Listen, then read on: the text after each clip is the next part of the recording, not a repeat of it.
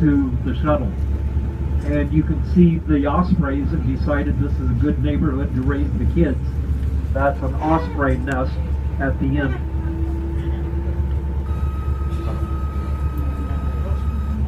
Excuse me. Take a look at this personnel carrier, and we'll talk about that in just a couple minutes. As we go through the intersection, look all the way to your right, and you'll see one of the best looking buildings on the campus. That's where Boeing is building their Starliner capsule. NASA has contracted with 2 commercial entities to take astronauts to the International Space Station, one being Boeing in their Starliner capsule, and one being SpaceX in their Dragon capsule. Both of those companies plan to be operational and taking astronauts to the space station within the next year. Now, that personnel carrier that I showed you is part of the emergency egress system from the shuttle era.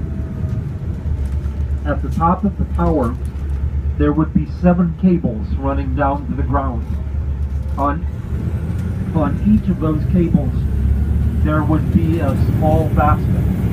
If there was a problem, the astronauts would leave the shuttle, climb into one of those baskets backwards, and pull a lever, and that would send them to the ground at 55 miles an hour. Once they got to the ground, they would have a couple of options. One would be that personnel carrier sitting there with the doors open and the engine running.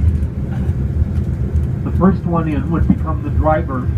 The last one in would pull the door shut, and they would attempt to drive away from whatever the problem was. The second option would be a concrete bunker supplied with several days of provisions. They would go in there and hope to outlast whatever the problem was. Now, fortunately, we never had to test that system to see if it would actually work. Off to your left is the shuttle landing facility, and that's one of the longest runways in the world, about 3.5 miles. 15,000 feet of concrete with 1,000 feet of asphalt runoff on each end. So what do we do with this huge runway now that all of the shuttles are retired? Well, we're making that available to some commercial companies also. One company will launch their plane from here and go up into low space and make a series of parabolic arches. At the top of each of those arches, you would become weightless for about 30 seconds, and then they would bring the plane back here to land. Another company is building a massive plane, has a 385-foot wingspan. It's basically 2 fuselages with a rocket strapped in between, and they'll take that plane up to 35,000 feet and then launch the rocket from there. This is one of 3 runways that they're considering for that plane.